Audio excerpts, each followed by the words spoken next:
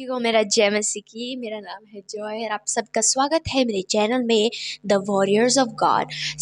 मैं आज के वीडियो में आपको बताने वाली हूँ एक बार फिर से वचन से कि प्रभु का वचन हमसे क्या बात करता है, उसका वचन हमसे क्या बोलता है।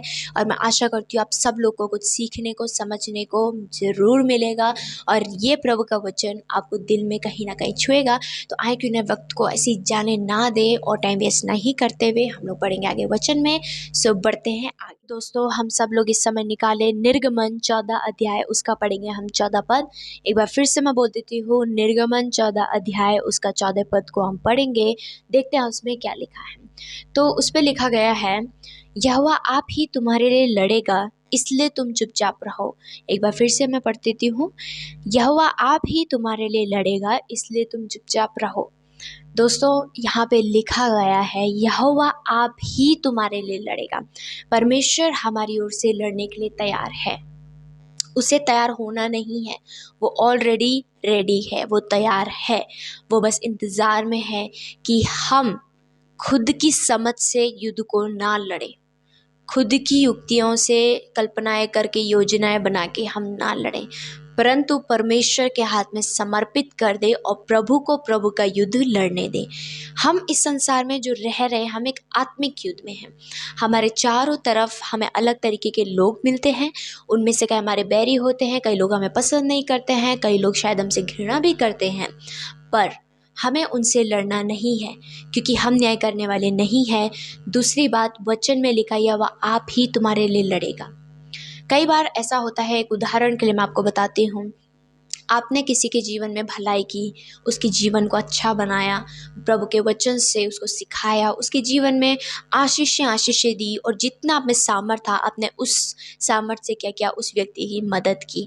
और वो व्यक्ति आपके बारे में क्या करता है, बाहर जाकर आपके पीठ पीछे चुगली करता है, आपके बारे में बुरी बातें बोलता है, आपके लिए बोलते ये इसलिए कर रहे हैं ताकि ये इनका नाम मशहूर हो जाए और ये अच्छे दिखे, ताकि ये वो दयावंत हैं। और आपको ऐसा सुनने में मिलता है और आप क्रोध से भर गए। ठीक है, आप क्रोध से भर चुके हैं और आपको लग रहा है ऐसे कैसे इसने बोल दिया, मैंने तो इसके लिए भलाई की और ये मेरे लिए ऐसी बातें बोलेगा या बोलेगी मेरे पीठ पीछे।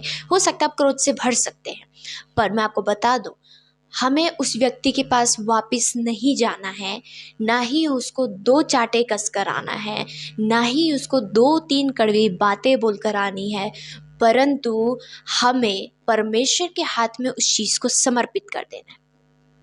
और वचन में लिखा है, इसलिए तुम चुपचाप रहो। हमें चुपचाप रहना है और प्रभु को युद्ध लड़ने देना है।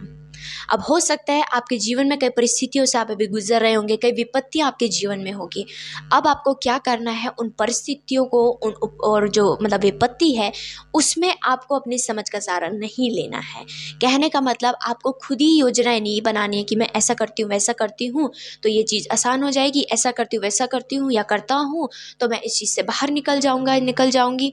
नहीं, आपको अपने हाथों को उन परिस्थितियों से, उन विपत्तियों से हटाने की ज़रूरत है और परमेश्वर को समर्पित करने की ज़रूरत है, ताकि परमेश्वर अपने तरीके से काम कर सके। जब तक हमारा हाथ उन परिस्थितियों पे है, जब तक हमारा हाथ उन विपत्तियों में पड़ा रहेगा, तब तक प्रभु काम नहीं कर पाएगा, क्योंकि वो चाहता है कि हम अपने हाथों को पीछे करें और परमेश्वर के हाथों को उन पर आने दें, ताकि प्रभु इस युद्ध को लड़े।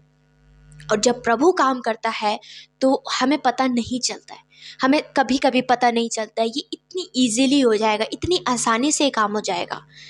पर हमें क्या करना है, हमें परमेश्वर के हाथ में समर्पित करना है, चुपचाप रहना है और प्रार्थना और विश्वास करना है। वो कैसी भी परिस्थिति हो सकती है, वो कैसी भी विपत्ति हो सकती है, पर आपको कभी भी युद्ध नहीं लड़ना है खुद से।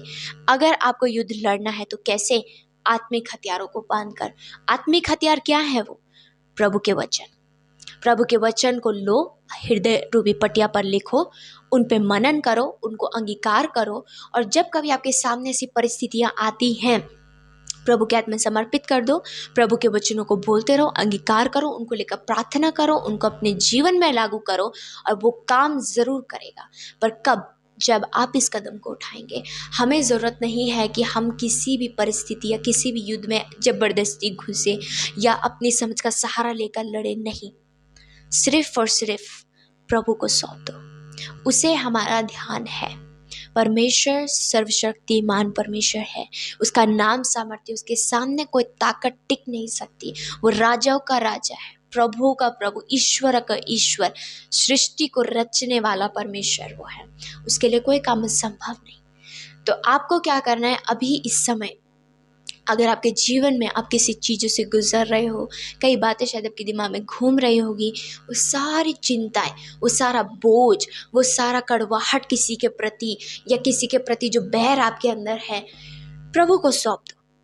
वो युद्ध परमेश्वर लड़ेगा और आप चुपचाप रहो और बस प्रार्थना, विश्वास और अपने हथियारों को बांध करो और उनको प्रार्थना में लागू करो। आप उस आत्मिक युद्ध को ज़रूर जीतोगे, पर तभी जब आप परमेश्वर को काम करने दोगे। हम कई बार अपनी ही समझ में सही समझते अपने आप को। हम सोचते हैं अरे हम सही कर रहे हैं, अरे हम सही कर रहे हैं, बहुत सही कर रहे हैं, लोगों को बोलने दो। पर नहीं, परमेश्वर को डेफिनेटली पता है, उसे ज़रूर पता है कि ये सही है और ये गलत है। तो आए क्यों ना हम उस परमेश्वर के हाथ में सौंप दे उस चीज़ को जिससे कोई शक नहीं है कि क्या वो कर रहा है, जिससे कोई चिंता नहीं है कि ये होगा कि नहीं होगा। अगर वो कदम उठाया है तो वो करेगा भी, और जब तक वो अपने कहे हुए को पूरा नहीं करता, वो हमें छोड़ता भी नहीं है। दोस्तों, मैं चाहती हूँ इस समय आप अपने हर एक बोझ को, चिंताओं को, वो जो बैर आपके अंदर किसी के प्रति, वो कड़वाहट जो आपने जमाई अपने हृदय में, प्रभु को सौंप दो। हर उन अपने दिल की गहराई बातों को प्रभु को दे दो। उन परिस्थितियों को प्रभु के हाथ में समर्पित कर दो। उस परमेश्वर के हाथ में जिस विपत्ति में आप पड़े हो, वो भी प्रभु के हाथ में दे दो और बोलो, परमेश्वर ये युद्ध तेरा है, ये युद्ध मेरा नहीं है, तू मेरी ओर से लड़ेगा और अगर उसने कहा है तो वो करेगा। तो इसलिए आए क्यों ना हम लोग चुपचाप रहें, बस प्रार्थना करें, प्रभु को दे और अपनी समझ का सहारा ना लें, वरन संपूर्ण मन से हवा पर भरोसा रखें।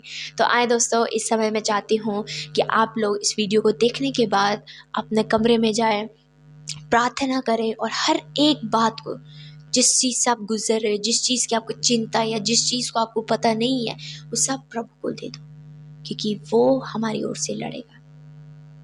तो मैं आपसे यही कहना चाहती थी, ये आज का एक छोटा सा मैसेज आपके लिए था कि परमेश्वर हमारी ओर से लड़ेगा और अगर वो लड़ेगा तो वो ज़रूर हमें विजय भी प्राप्त कराएगा, क्योंकि वो परमेश्वर विजय परमेश्वर है, उसने मृत्यु को हराया है।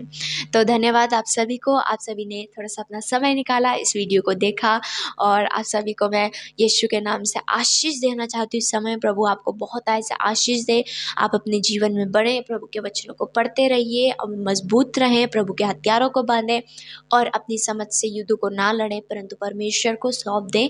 प्रभु अपने तरीके से काम करेगा। तो धन्यवाद आप सभी को, मिलते हैं हम अगली वीडियो में। तब तक के लिए सबको बाय, टेक केयर, ध्यान रखिएगा, प्रार्थना करिएगा, हर दिन में आनंदित रहें और परमेश्वर से अपनी हर एक दिल की बातों को ज़रूर बताया करें। तो बाय दोस्तों, मिलते हैं हम अगली वीडियो में।